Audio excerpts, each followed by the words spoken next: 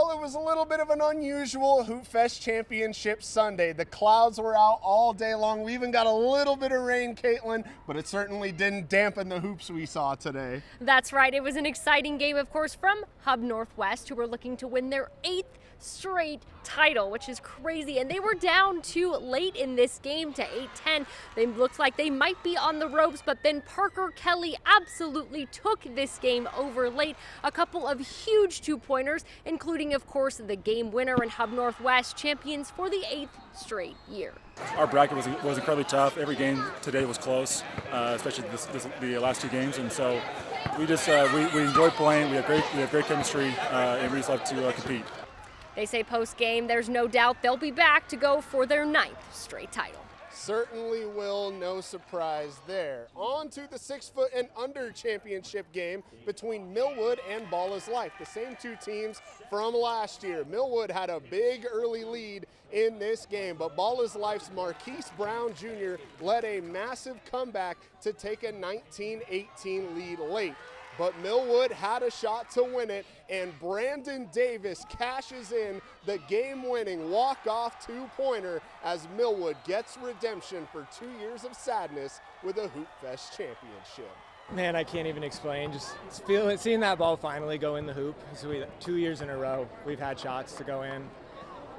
I just knew I wanted to get one off.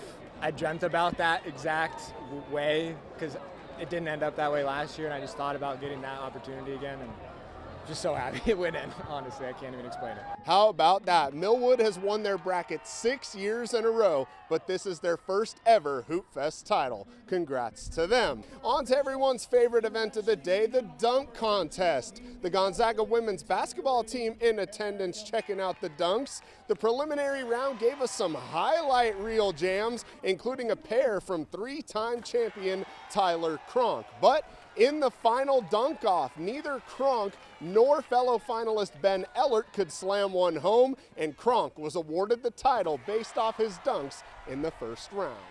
I mean, it's fun, to be honest, because these kids want to see a cool dunk, and I'm going to try my best to give them a cool dunk. So it's kind of just, there's like a couple of kids that wanted the 360, a couple of kids that wanted the East Bay. I was like, I got you, let's do it. Let's have some fun. We're all just a supporting group of guys, and we just want to see each other succeed and, you know, one of us get a dub. There was no women's elite bracket this year, but in the highest level bracket, the team representing local women's gym Farm Girl Fit beat Say It Ain't SoCal, and since they came from the losers bracket, they forced a second championship game and won on a free throw in an overtime thriller.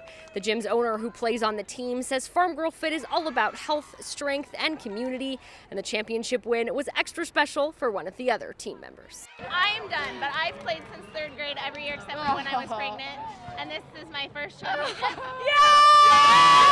As you get older, right, there isn't a lot of ways you can still compete in a sense, and our gym, like, kind of makes sure that we have competitive spirit, but we're always supporting and encouraging each other. So this is just another way to do that. A really, really fun championship game to watch. In the wheelchair division, our champions For the Fallen were playing for an important cause. For the Fallen is an organization that honors fallen veterans and also helps get veterans into adaptive sports.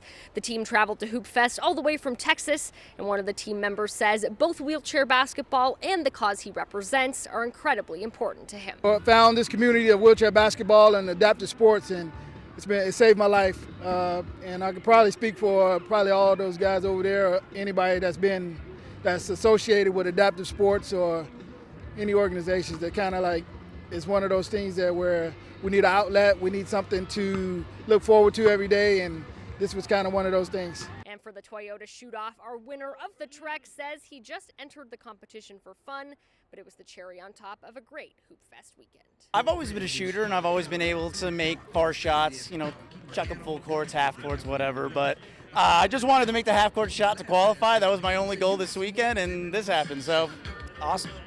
Well, how about that? Taking a half-court shot just for fun and you leave with a Toyota Tacoma. Pretty good stuff right there. So that wraps up a very exciting 2026 Hoop Fest here in downtown Spokane. Caitlin, we saw a little bit of everything, but those two games to end today were pretty exciting. Incredible. I may or may not have kind of, been a casualty of that game-winning shot, but worth it. Absolutely incredible game. Yeah, Parker Kelly does what Parker Kelly does. Another game winner for Hub Northwest. We'll see if those boys can make it 9 in a row next year. For now, reporting in downtown Spokane, for Caitlin Galloway, I'm Andrew Quinn for Crumb 2 Sports.